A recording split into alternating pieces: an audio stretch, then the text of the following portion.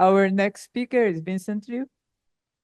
All right. I feel very kind of privileged to speak just before lunch. So I want to make sure I'm not the one standing between you and the lunch. Try to be quick. So I want to I want to start by thanking the organizers, especially Professor Jacob Disler and Katie for giving me this opportunity. The reason I want to say Professor Jacob Disler is that I was a student here. I always wanted to dress him like a professor. Um, when he wrote me email, when Jacob wrote email, I feel like, oh, this is like a call from my hometown in the physics. So I changed my schedule right away, my travel schedule. I immediately said yes within like a few seconds. So this is the place I would never be able to say no. So this is the place.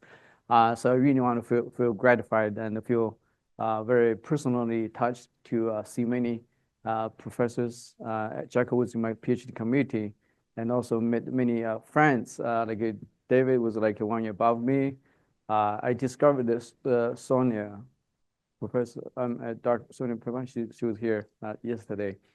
That has been 25 years ago. So I graduated in 99. And I discovered, I enjoyed talking with Professor Shapiro yesterday.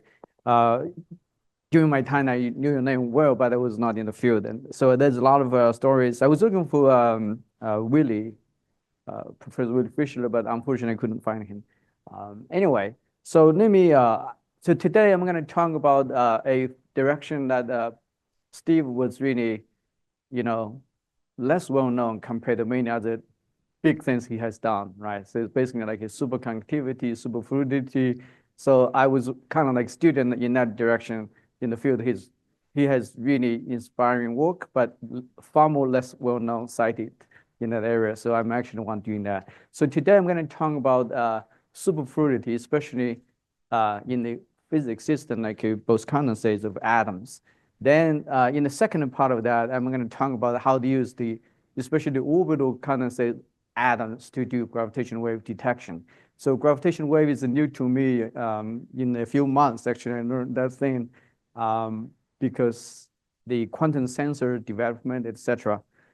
So before all those physics part, I want to tell my little, so it's a picture. Okay, let me start. Okay, so let me, I think I switched the order. Maybe I'll start from this page and go back to so I want to tell a little bit of my story, my interaction with Steve. So I was actually a student in China when I was really young. So he was like a textbook Tao figure, far more remote, not only crossing the Pacific. So my interaction started with like a very remote Tao figure to become mentor to to a friend, to a family, inspiring hero. So I want to tell you that's how I feel in my whole lifelong journey.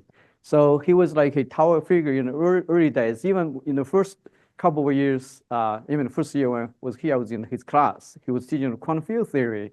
He behaves like, as all you know, very kind of like arrogant, not approachable.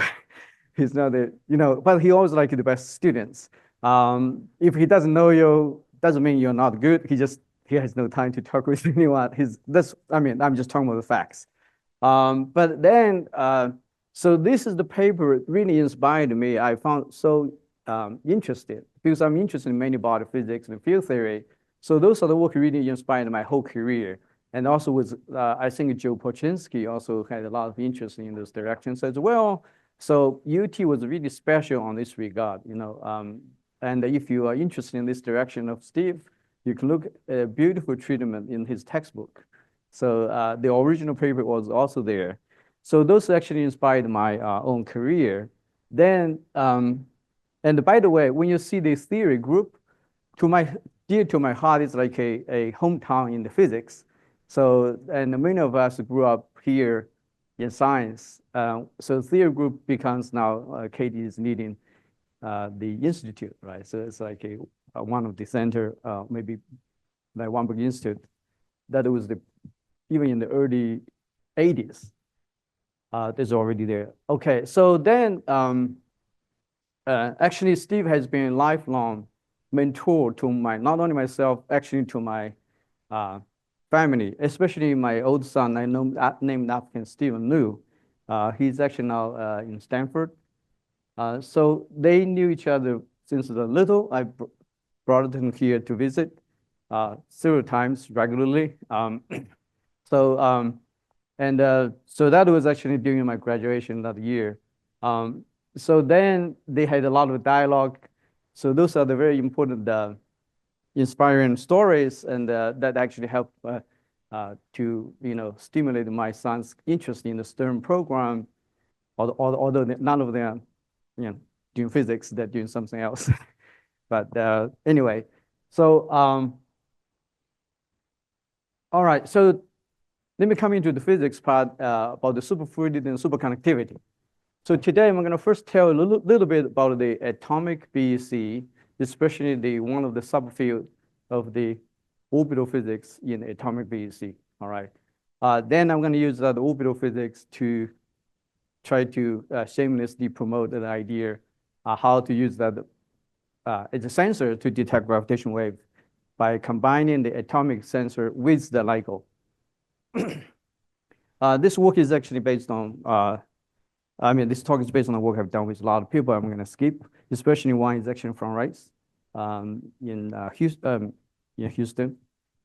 Many of you probably know Rand Hewlett. He's actually one of the early three BECs.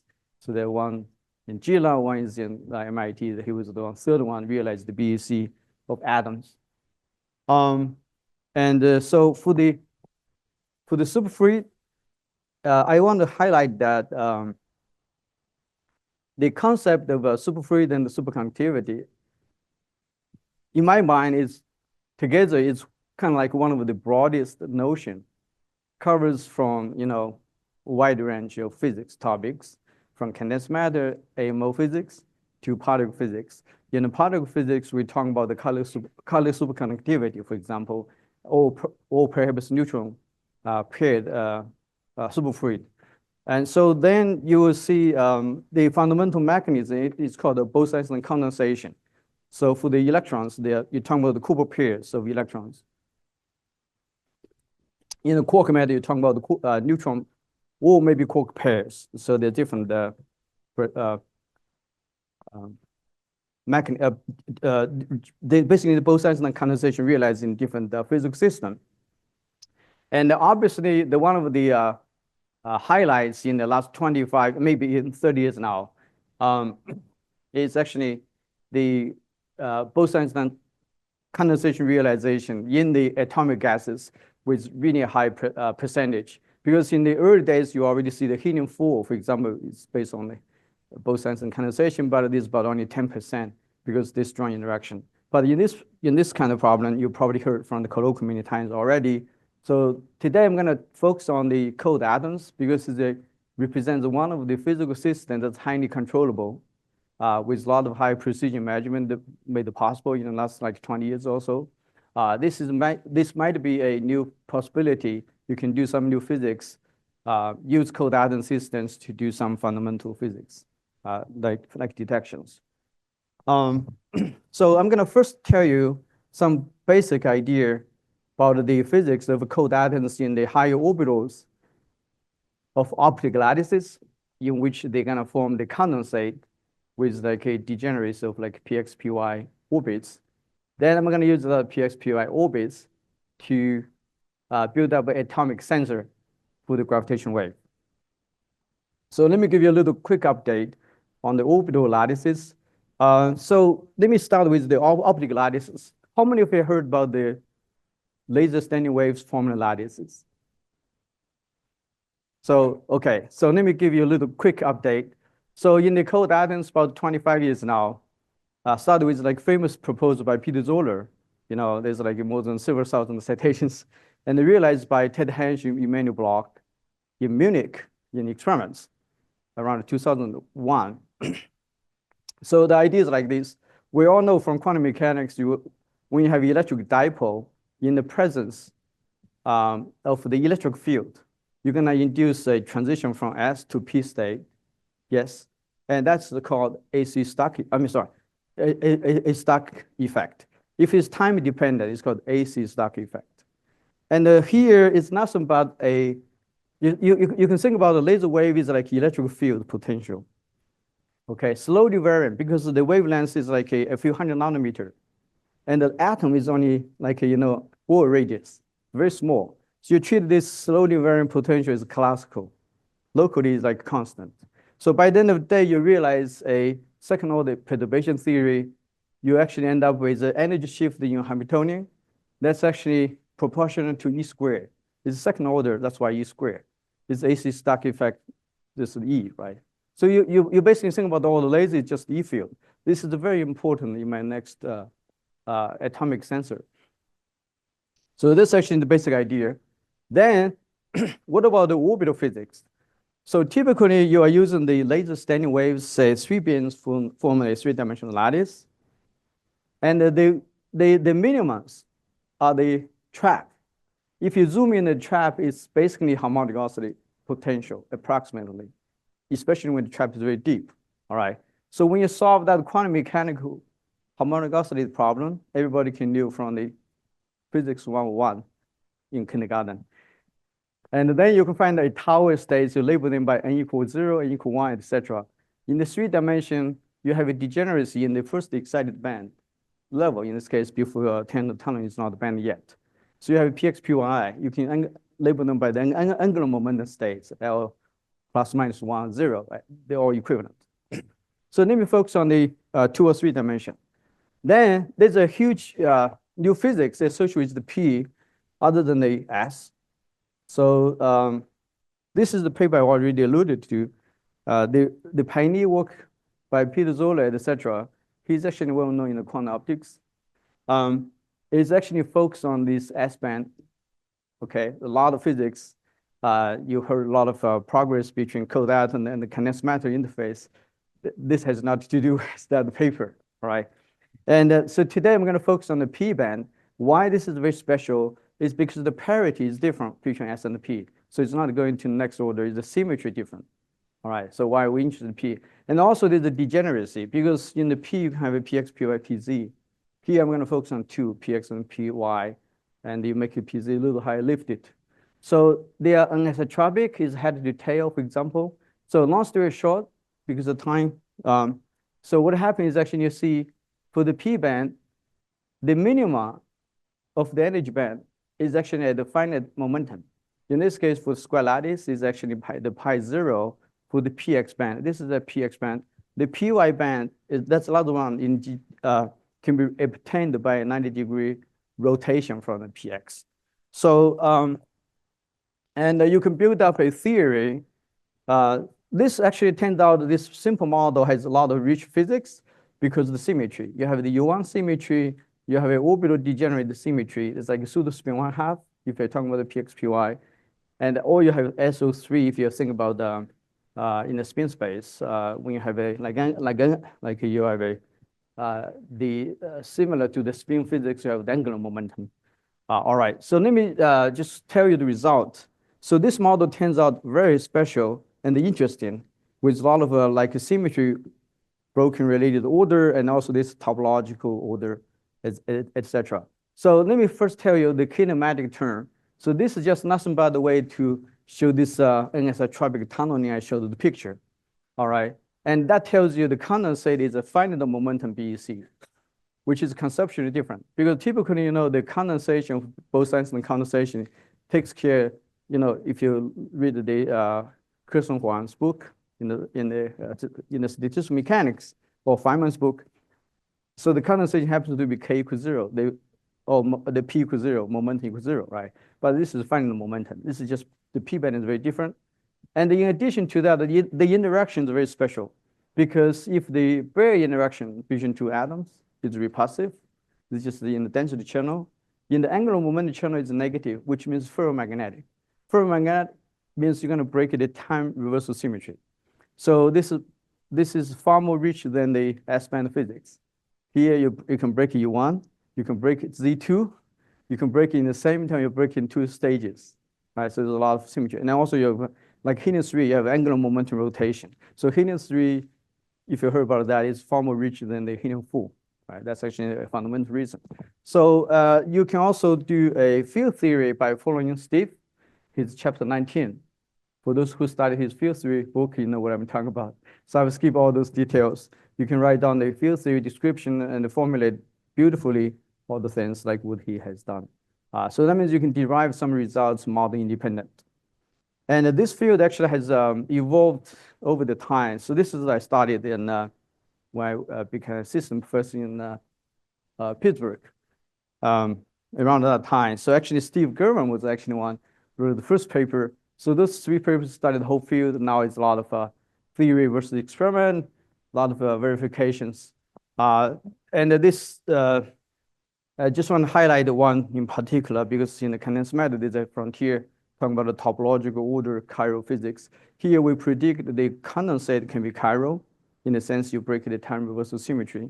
Then you can develop a finite angular momentum order, especially in the triangle and hexagonal lattice. You can really get the ferromagnetic BEC in that sense, and the excitations, in particular, the Bogoliubov excitations are topological. So those are the new physics. Now, that's actually the background. So you have this orbital condensate. What I mean is like you start with the lattices formed by the laser standing wave in your lab, okay? You can have a PX, PY components that degenerate, and they can form the superposition. When the interaction is turned on, they prefer to be in the PX plus IPY, yes? So that's a particular superposition driven by the interaction. Now, I'm gonna build on that and produce a new prediction. That is, you can use this very nicely controlled over like almost since the experiments was done like 07, 08, now the many experiments. So it's like more than a decade experience in the control of this higher band physics.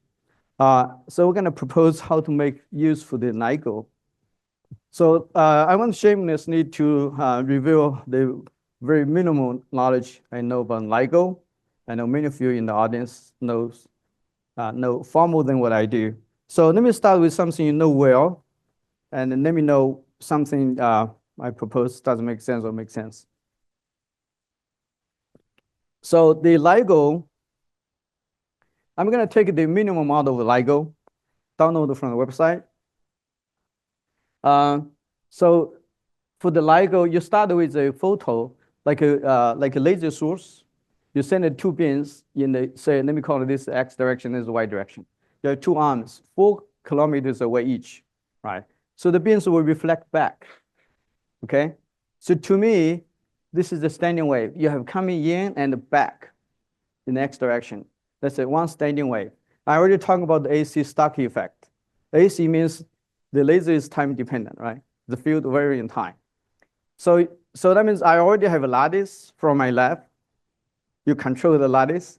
Now I have this LIGO lattice, that's my signal lattice. So I have a standing wave from here, a standing wave here. They're gonna interfere, form another layer 2-dimensional lattice on top of my original primary lattice. The primary one is the one we can control on the lab. So this one comes from the LIGO. All right, so what I'm gonna do, previously, in the original LIGO, when the beam comes back, they return from X and the Y. They're gonna put the photo detector here. It goes through the beam splitter. These 2 beams, the reflected beams, would interfere right here. Yes? And you're gonna just watch like a micro interference, as you can learn in the interference physics 101. You know, this like a dark, bright. When we teach the introduction to physics, you already show this beautiful fringe. Yes? That's like you see the intensity collapse and the revival. Collapse and revival is the spatial modulation, right? And if you see any pattern, you see there's a signal coming in because you see the phase difference between, because when the gravitational waves come in, this direction is quadruple mode, yes? Extended in this way and they compressed, decrease in distance in Y, for example. So that means you get a phase difference between X and Y in a laser because the paths are different, right? Path difference that means the phase of the laser beam different. So what happens here, we're going to replace that photodetector. So photodetector is the final stage of your LIGO. Instead, we're going to say just in front of this returning waves going back to the splitter, we put a condensate right here, atomic condensate on the optical lattice controlled by you with me. Probably by now you still need me. So anyway, so we'll put a condensate which is tiny. Do you know how big is the condensate in the atomic lab? Usually the atomic condensate is less than 1 millimeter, right? Talking about the microns. The lifetime is typically about a few hundred milliseconds. A few hundred milliseconds is a very long time in that time scale. So that's what it would do in the cold atom labs. Typically, you're talking about 10 milliseconds, a few milliseconds. Those are the time scale. So that means you see everything is the same except we're going to add one atomic condensate we call the sensor over there. So what happened is actually, obviously, there's a challenge. I don't have to answer all those questions for this audience. You guys know pretty well. But one challenge is because this strain due to the gravitational wave is very small, right? So question how you improve the sensitivity. So this is the picture in the colorful view. This picture actually on the left-hand side will show the general idea. General idea is like this. When the gravitational, so I'm going to tell the result first. In the next few slides, I'm going to explain a little bit of detail. So you have gravitational wave coming in, all right? And then I'm going to define a pseudo-spin basis because I have the px, py components. I have two orbitals, yes? So I have my condensate is a superposition with px, py. And I map the px to spin up, py to spin down, yes? So, and I can define a spinner, like a spin operator J, that's like the S. I'm going to use J for the pseudo spin. So the gravitation wave actually produces effective magnetic field B in the plane, which is in the X and Y direction, all right? So that will rotate my state because I have the Zeeman term, yes? This is I mean, not Zeeman, so it's basically coupled to the spin, okay? So coupled to the spin, in this case, and this will rotate if you prepare the state from here, rotate by angle. So this angle is proportional to the phase difference between the lengths in X and Y. So let me explain a little bit more. And you prepare condensates in these 4 points in the moment space. So the vertical axis is the dispersion energy. That's the P band, yes? And then the minima are the location of the bands where you're supposed to have a condensate. So the particle is supposed to condense in those 4 points. Obviously, these two are identified by 2 pi over A. That's the like a reciprocal lattices. So effectively, you only have 2 independent states. Yes, that's actually associated with the px, py. So the momentum and the orbital together define 2 wave functions. And that's why we're going to have this 2-mode approximation. So, you know, when you're talking about the boson and condensate, all the atoms are in 1 wave function. And they can be superposed in between these 2 components. All right. So for now, I'm going to approximate, say, the spatial fluctuation like photons, whatever. I'm not going to worry about it then. So just only 2 modes, 2 components, 1 giant wave function, right? So all the atoms in this one same superposition. And this actually defines a pseudo spin. I just explained a little to you, like the J operator here. It's very familiar. And what's remarkable in the cold atom is you can control the interaction. We can turn on and off the interaction. And for example, you can control these parameters. You can make this 0, or make this 0, or make them equal. Wonderful. So that means this is the control in the lab. By tuning the lattice steps, you know, many things. You can control the interaction strength. And you can also turn off the interaction. And this is the one slide you'll feel like a home. I guess many of you do the GR. So you want to couple your curved space, which describe your gravitational wave, with the atomic condensate. So the precise atom creation and annihilation operators, they live in the curved space. So obviously, assuming this is the perturbation, this is the flat metric plus a small, you know, strain. And then you realize, this is just picture, this is the this is the X arm, this is Y arm. So let me take the X arm as one example. So if you are stretched in X, you are compressed, I would say, decreasing this in the Y. And the phase difference just happens to be doubled, right? So you're changing in one direction, and so the difference is twice as much. And on this regard, and this difference actually happens to be in our coordinated system, is actually give you a new perturbative Hamiltonian. Remember, the LIGO lattice is a perturbative lattice to our problem. And the LIGO laser beam produces E field, electric field. And this E field was superposed on our original primary lattice E field. So the atoms will see the overall E field. So you already have eigenstates in the PX PY band. So like each atom, think about each one of us is just one atom. You're happily sitting in your Bloch wave state in the PX PY band superposition. Yes. Now there's a perturbative lattice coming in. You're no longer eigenstate. You have to rotate it to some new state. Yes. And if there's no perturbation, you're going to stay in that eigenstate forever because you're already in the PXPY eigenstate, right? There's no change. So this is the idea. When this perturbation comes in, this is the H, gravitational H, the Hamiltonian due to the gravitational wave. You're going to have a small turn. That small turn is because the B is proportional to the phase difference between the X and Y arms. All right. So that generates a rotation about the X direction. Suppose we're going to let me tell you the picture. Suppose you start a state. You start a state, say, I'm going to say, remember PX state is spin up. So you prepare initial state, all the atoms in the PX state, which means it spins up in the beginning. Now I have a JX operator with a strength like a delta B, right? That's actually one. I'm going to rotate about the X with an angle. So that angle is the signature. So I'm just skip this detail till the result. And it turns out that from our calculation, in this frequency regime, you can improve the sensitivity over LIGO by about 10 times.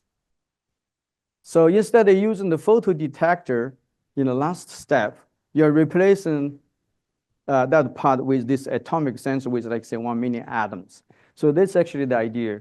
And that's actually the detail. So you can do this procedure by, you can count the particle numbers. Remember, when you do the spin rotation, that means you change the particle distribution from purely 100% PX to a fraction to the PX plus PY. So with that, I should stop here. And thanks so much.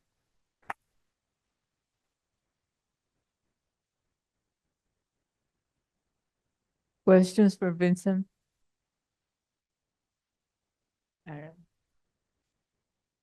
Thanks for the interesting talk. Just so I understand the mechanism, the idea is that it's actually the differential phases emerging from the Fabry-Perot's that are creating the effective interaction, right? Not the actual effect of the gravitational waves on the optical lattice itself. So I guess my question then is, presumably there's noise in those phases, especially at the low frequencies you just mentioned, that are coming from ground motion, the Newtonian noise sources that Gabby talked about, that those are our bounding noise sources at those frequencies.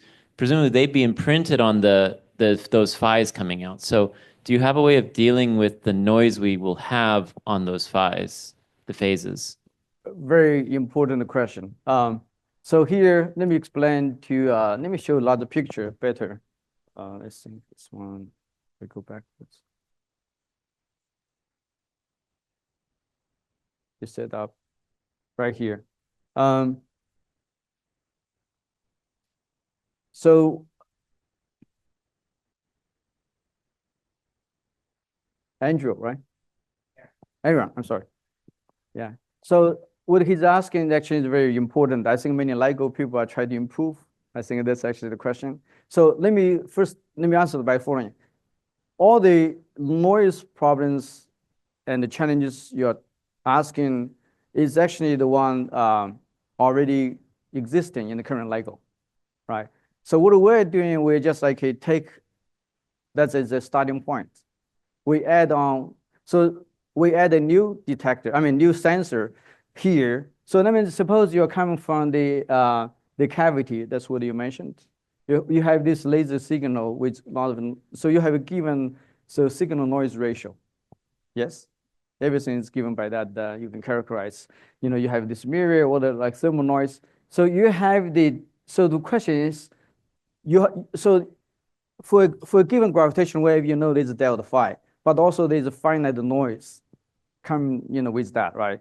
So that means by the time you have this like a laser beam from LIGO come to our sensor, that's already given. It's not under our control. So the question for us is, how small that the limit you can go?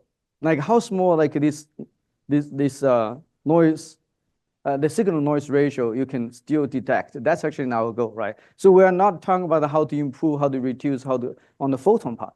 So anything on the photon part is already come from the original, from the current LIGO. Yes, but I do want to talk a little bit later if someone asks me, because the LIGO has a very powerful laser. I'm talking about the treated perturbation. So I'll save that question later. So for now, it's like I say, you have laser from LIGO that produce a perturbative lattice on top of our original lattice. Whatever noise and the signal ratio you have is already given. And if you can improve there, we're very happy because we just have a better signal coming in. Yes? If you have a very poor signal, like a high noise background, we have to deal with that fact as you are dealing with now with LIGO. So our key is here, this one is far more sensitive than the photodetector because it's a different mechanism. It's not just like reading directly with the intensity. You're taking a little longer time. They have 1 million atoms, take a little longer time to collapse because you're going to rotate the angle. This angle rotation depends on how long you apply the field by the gravitational wave. Yes? So I hope that answers the question. So it's like a build upon the, go ahead. Yes, Deborah? leaving the infrastructure problems aside, because those would be also difficult to imagine in Bose-Einstein and condensate in the corner station. Where, I think what Aaron is trying to say is that we are very, very sensitive, and we are measuring phase differences of 10 to the minus 12 or 13 radians Yes. by now, but only in a frequency band. So if you look at the time series of the signal that we get at the photodetector calibrated in meters, for example, or in radians, we do have, I think we do have a very, very large low frequency motion that we don't care about, Right. because it's at the low end of our frequency spectrum, so we are not sensitive to those gravitational waves. However, in your case, I think those low frequency motions would affect your system. Now it's the point, yeah. And yes, unless you filter the signal first in that frequency band, but that would mean that you need to get the signal out of the system and then put it in your Bose-Einstein condensate. So in your case, I didn't tell the whole story, if I understand the question. So your signal coming is oscillating. It's like your angle in our test will be going back and forth.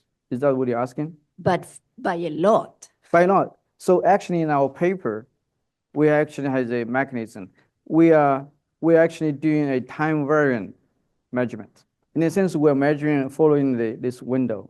So it's like a compensating this oscillation in that frequency. But it's not a pure oscillation. It's just as the ground moves. Right. So you are using this frequency, you decompose. Obviously, there's a lot of technical issues associated with that. So this will be the. No, I think well, we can talk later, Yeah. of course. But So, the main point is that we are doing a spectral decomposition in the language that has been used here, and only looking at some frequency band. But yeah. So let me tell you the quick answer. So in our paper, we have a little more detailed design. So here, I think her question is like, your signal coming in back and forth. The bigger signals like your delta phi can be positive and negative in time. Yes. So if you're doing the measurement, your average is 0. We already taken care of that question in the paper, so I can tell you more. So we understand you're gonna in this frequency range, your phase is like a back and forth. If you just take a measurement over the average, you don't get anything. So I will tell you more about it's not going to explain in 1 second. Yeah. Okay, let's thank Vincent again.